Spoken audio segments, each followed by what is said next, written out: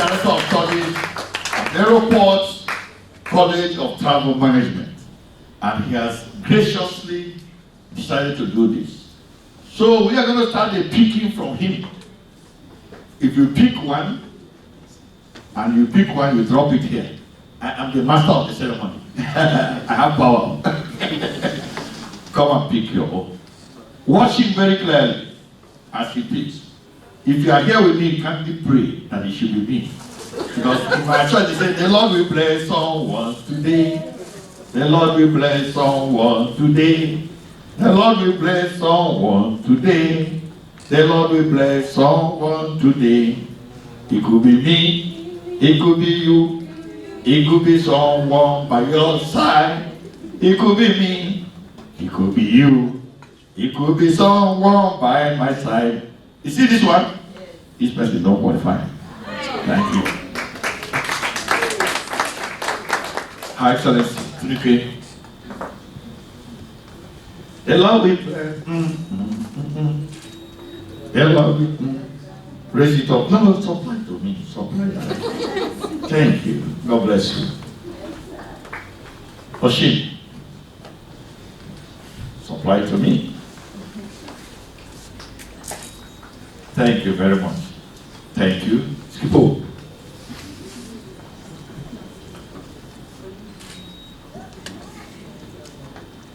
Thank you very much, sir. Come and carry your basket. Carry your basket. Carry this thing up. Come and carry this basket. So, as I was saying, if I call your name, you know that you are qualified. Mama J, please can you come here? Mama J, please, quickly.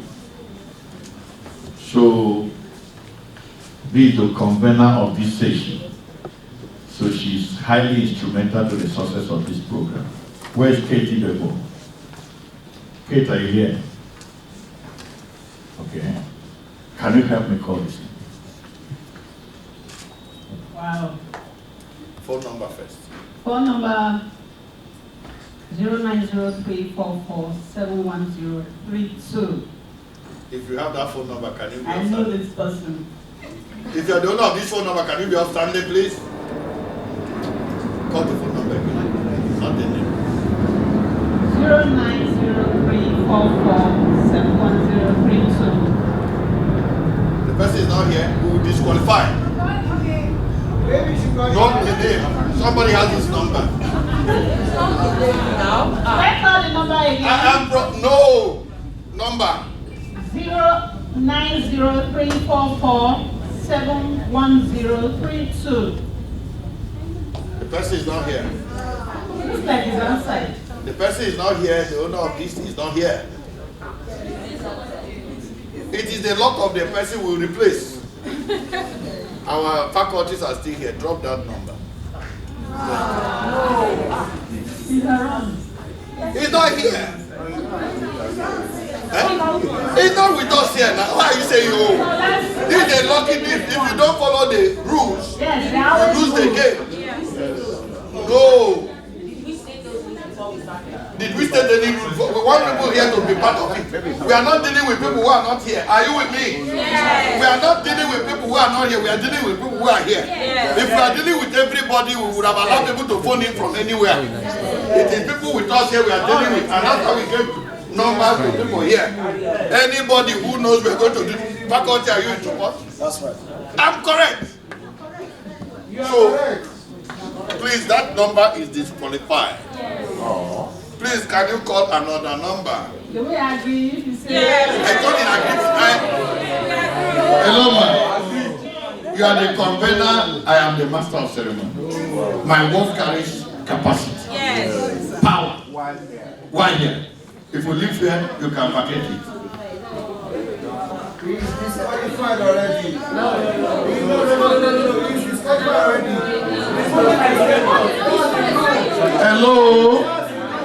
Hello? Can you listen to me, please? By the grace of God, we are still here. When we leave the door, you invoke the capacity of your vocal capacity. Now, this young man, we were at the verge of announcing the final verdict before he walked through. I only asked a question, should he be disqualified? We are not saying he is disqualified, am I correct? We were only at the level of questioning. Should he be, and some people say yes. You are going back, oh, sir. No. You are going back. I said, should he be disqualified? What you said was, we deal with people here. He has been here. He walked out to answer a call. Can you give me this? Call. 080-265-227. Call again, ma. 080-265-227. If that is your number, come here, please. The third time. Some people don't know their numbers. But they wrote it. What are we talking about? That some people don't know. What are we doing? If this thing does not have standard, I don't see. If people don't have their numbers and they don't know their numbers, is a big problem. Your own number, and I will call it and you say you don't know your number. And we want to go and teach the person, and the person will come to your school and pass it and fail in flying colors. The person will just go to school and fail in flying colors. What are we talking about? Okay, let me do this. Benjamin Thomas. We are saying this thing, and people are saying, how can people come and feel for and take us for granted? We want to bless your life and you are trying to give us pain.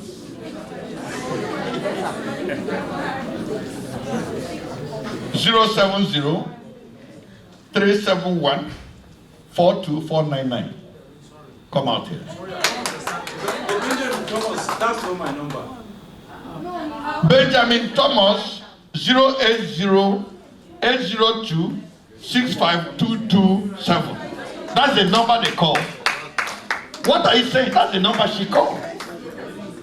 The issue is that I think she was speaking in phonetic. I said she spoke phonetically. You were speaking phonetics. That English you could speak in the cabin. 070-371-42499. Are you doing that?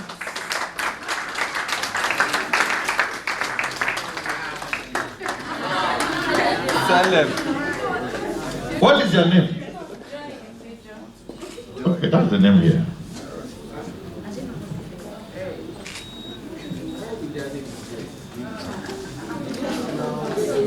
Listen to me.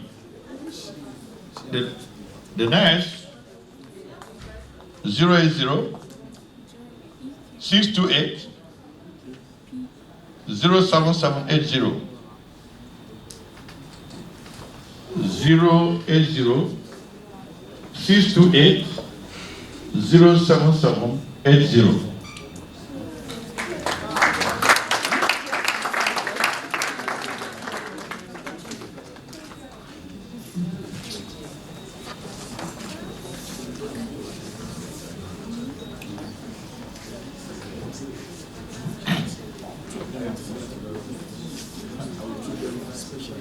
Thank you very much. Interestingly, we are having fun here. Am I correct? And it's good that we are giving out scholarships also. We have 4 persons that have won this. A round of applause for them, please. Faculty, can you now you have produced 4 scholarships. Can you go sit down?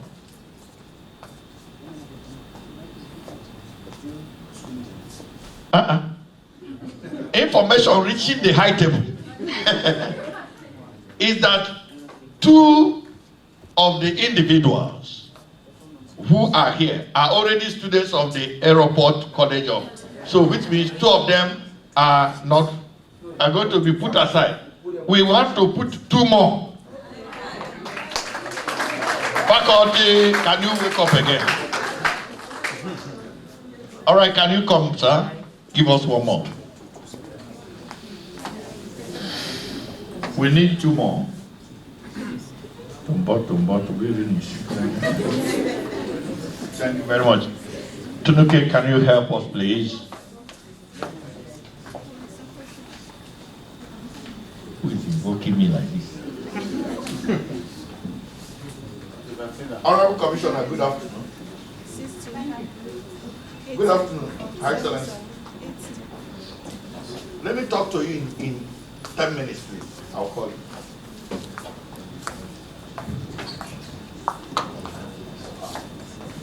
Thank you.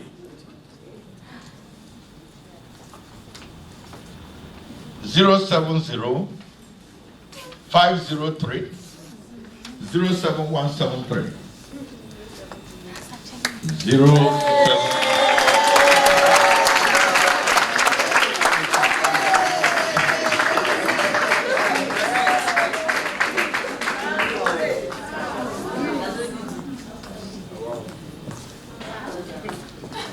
Wow. Nigeria has 5 refineries. We've had them for over 20 years. But we've been covering our heads in shame because we are an oil producer, but we could not even oil our own economic growth. But there's hope. One single man with an organization behind him is constructing a refinery, and in a few short months, is going to exceed our requirements. One man.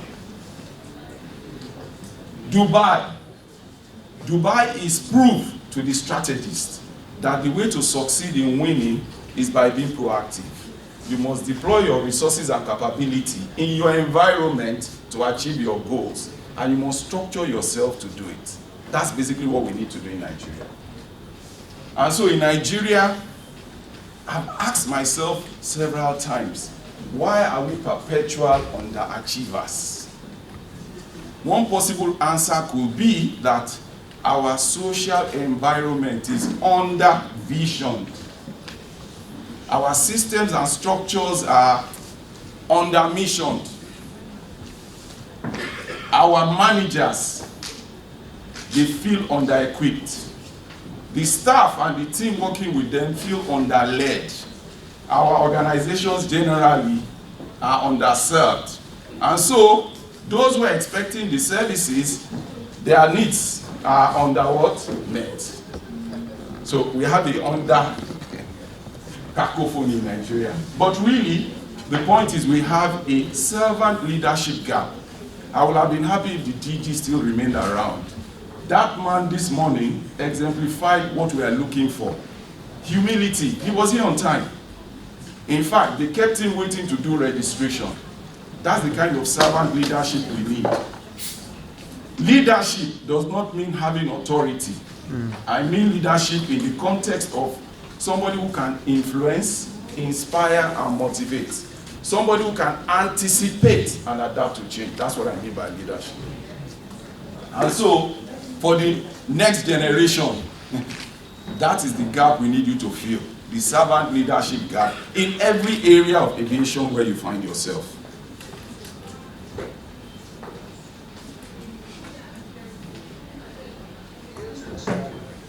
Okay, it's an interactive map.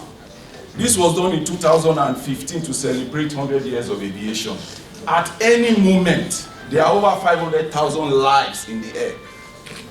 500,000, that's like the population of America and Nigeria combined up there. But for that to happen, you need a massive ecosystem behind them. And thus the talk of jobs are available. You need airlines, airports, regulators, air traffic controllers, ground handlers, the whole works. But those descriptions are not what is key for us. What is key for us is we need 63 million people to keep 500,000 people up in the air safely. But we don't need anyhow 63 million people, like someone will say. We need special 63 million people. So aviation is a special industry. I think it's an honor and a privilege to be able to work in aviation. However, there's a problem. Aviation is like flushing money down the drains. So IATA said in 2015, their DG then, when they were celebrating 70 years of IATA, He said for the last 70 years, airlines combined have never made any money. So my question to those who have been in the industry is, what are you doing hanging around this industry? And for those who want to join, I want to ask you, why do you want to go into an industry that burns money? Any answer? Okay, I thought someone was going to ask me why I haven't left, because I've spent 25 years in the industry myself. There's a reason. Aviation is a force for good. Aviation unlocks tremendous value. Even if those combined airlines don't make money, there are airlines that make money. There are many industry providers that make money in aviation.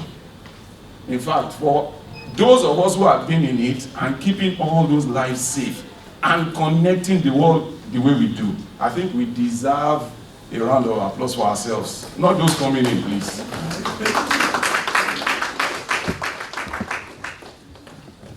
The topic is wide, so basically I want to streamline and basically speak about capacity deployment at an individual level. I will just mention in terms of organization.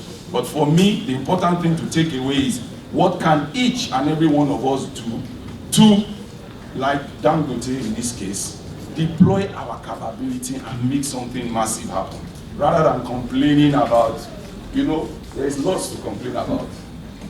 And so, for me, I'm talking about deploying the capabilities of the next new generation of aviation professionals. I first said to success, but success is personal. How I define success may not be how you define success. So, for me, it's how you deploy your resources and capability in your environment to be all that you can be, whatever it is. And so, I like asking a lot of questions. Let me ask those who are in the industry or those who are seeking jobs, are you employable? Are you really employable, or is it somebody who knew someone and knew someone and... I'm happy to hear that. The World Bank did a study on graduates in Nigeria, and they said there's a mixed match in terms of skills out of schools and what the market needs. Are they lying, or I don't know? Okay. Everybody knows that man. There's a lot of stories around him. Oh, he was sent to the UK to study medicine. Oh, then he decided to do music. No. In his own voice, he said, when I finished secondary school, I was not qualified to study anything. I only passed music and Yoruba. It was Beko who was the doctor. It was Beko who was in the UK, and it was Beko who said to him, instead of hanging around, why don't you come and do music, since that's your interest? Even the music, 2-year course, he spent 4 years doing it. The point of his story is that the guy is a colossus. He made his life matter, but not as an employee. His mom arranged interviews for him with the police and Nigerian Broadcasting Corporation, but he fouled it up, basically. He's not an employable kind of person. And so each and every one of us has to ask those questions. Am I employable? Am I managerial, or am I entrepreneurial? It's nice and fancy and dandy to be pilots, but if we don't have investors investing in that industry, I'm sorry, we'll have a challenge. So we need people with all these skill sets. And this is a very interesting quote from the man who had the vision for Dubai that we're all enjoying. He's emphasizing service above self. Life is more than about what you earn or what you want to earn. There's a bigger picture. You must have something driving you that is more than money. Money is important too. And so you can't talk about deploying capability without talking about building capacity. I'll run through that quickly. There's capacity and capability at 3 levels. At the social environment level, at the organizational level, and at the personal level. Like I explained, my focus is more of the personal level. And they are intertwined. I know we all know the story of the NAFDAC woman. She was one individual. She went there with a vision. If you read her story, she had a bad experience with fake drugs, which really inspired her. And what did she do? She changed the organization and basically changed certain things in the whole country. So for me, focus is people who want to do that kind of change. In terms of capability building, the very important things are the institutional framework. What kind of environment do you find yourself? What are the rules of engagement in that field? If you are not going to take people's lives paramount, they'll be stressing safety and security, you might want to look somewhere else. Leadership is also important. Those are the things driving capability building. Knowledge is the basis. If you do not know, you can't start talking about practicalizing or deploying. And also accountability. One must be able to discharge whatever duty you have responsibly, because lives depend on it. This is a deployment framework for companies, basically. I'll just run through it. You know, basically companies are supposed to identify the talent they need over a course of time and make plans for them. Companies are supposed to do career planning and development. Some of us who worked with Virgin Nigeria experienced that, some of these things firsthand. Mentoring, you need someone to guide you, which is the kind of work Mama J is doing, which is laudable. And you need people to believe in you and give you assignments that can grow you. I met someone in the industry many years ago, and he basically introduced me to the guy who gave me an opportunity. After a year, I was the youngest, the last person employed in the company. And the man says, we're opening a new station in Abuja. We're going to send you there. And the guy took a chance with me. My first few months were horrible because it was my first experience managing. But somebody believed in me and gave me that opportunity. And so we'll use Richard Branson as an example of how you can use frustration to fuel you. You know, they always say necessity is the mother of invention and the father of crime. But, you know, in Nigeria, what is very popular is, it was the devil. It was because he was broke. It was because there are people who have bigger problems and have turned it into something to turn their lives around, not to mourn and be a basis, you know, to stoop low. And so, what happened? At the age of 28, Richard Branson was already running Virgin Records. And he was in Puerto Rico trying to get to British Midlands. And the airline, American Airlines, canceled their flights because they didn't have enough customers. And they said, oh, you guys should come back tomorrow. And for him, he wasn't having it. And he said, look, what if I charter a jet? Yeah, I can't pay for it myself, but if all of us can pay the cost, then basically it can happen. And that's basically what happened. And when he got back to the UK, he called Boeing and said, can you lease me an aircraft? At that point, the guy didn't know the first thing about airline. Even years later, in fact, on the day they were launching this airline, which was like 6 months later, they said he didn't know that there was some screening process that aircraft and all those things go through. He didn't know. But, you know, he had something really driving it. But there's something very important I also want to mention. The guy cut his coat according to his clothes. At that age where he couldn't afford much, he couldn't afford a house. So he got a houseboat, which was on the water. That's where he lived. You know, for us, ego is too important in Nigeria. You know, we want to be seen in a certain way. You know, you have to have your own vision and drive yourself with your own vision. That's what really matters. And so, very quickly, they started Virgin Atlantic, and in 1 year, Virgin Atlantic did not only break even, they made a profit. But he was using money from Virgin Records to support Virgin Atlantic. BA used every dirty trick in the book to try and kill that airline. They didn't succeed, but unfortunately for them, they made a libelous statement. Richard Branson took them to court, and they discovered that there were some unethical practices BA had used. So BA was forced to settle with him and pay him £1 million. At that time, that was the biggest libel anybody got. And what did he do? That year, his company lost money. He split that money equally among staff and shared it and called it British Airways Christmas bonus. Money is not everything. And so, anyway, but the unique thing about Virgin Atlantic was not just that they started an airline. Richard Branson discovered that first class is a big drain on resources. So he decided they were not going to have first class. They were only going to have business class. The money they will have spent making first class look good, they spent it on economy. And they had services like pick up and drop off from home, limo bikes. Those were the innovations that transported Virgin Atlantic. And guess what? They made sure they started in summer when the peak was high. So there's no way they won't have made money. So it's not accident. Yeah, the future is bright. That's the point I want to make. But I also want you to understand, you guys are not world citizens. You guys are not Nigerians. You are world citizens. In my own time, I'm not that old. In my own time, I mean, your field was relatively narrow.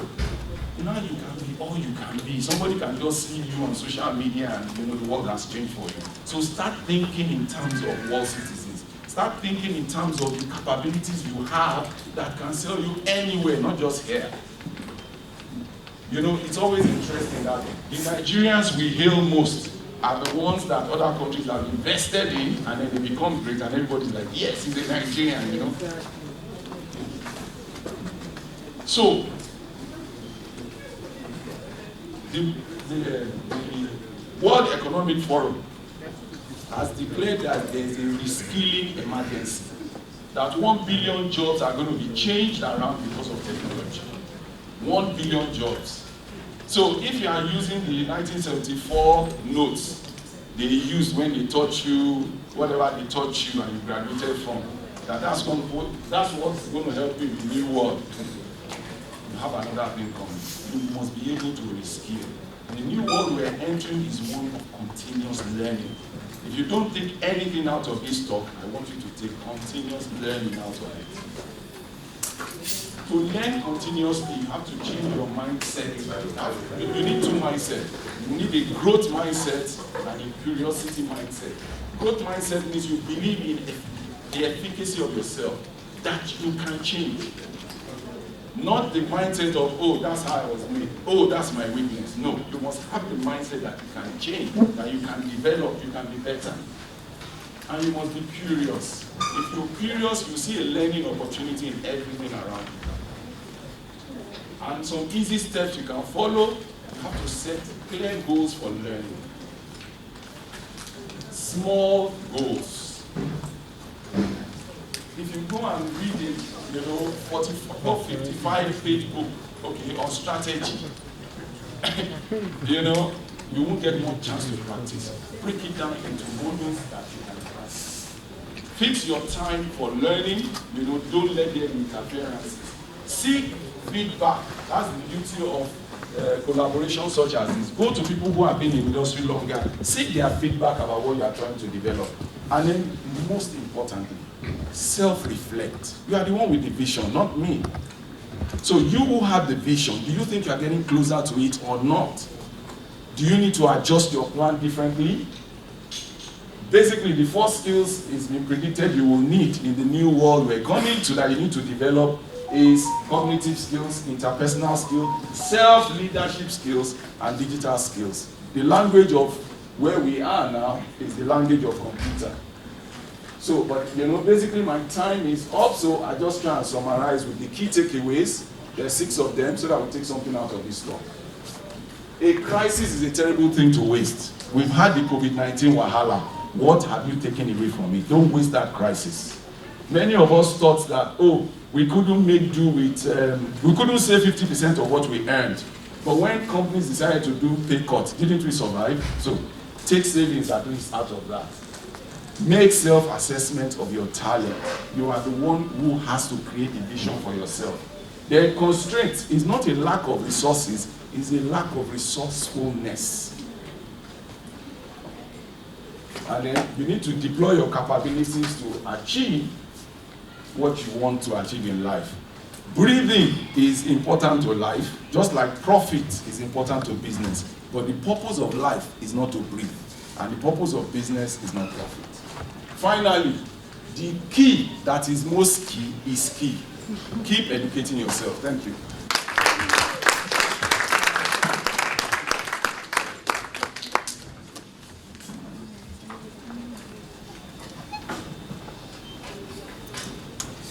Thank you very much, Mr. Adeliji. One of the challenges of this program is the kind of faculties they gathered here, and they are giving them 50 minutes. Mr. Adeliji has been speaking to us with a PowerPoint presentation.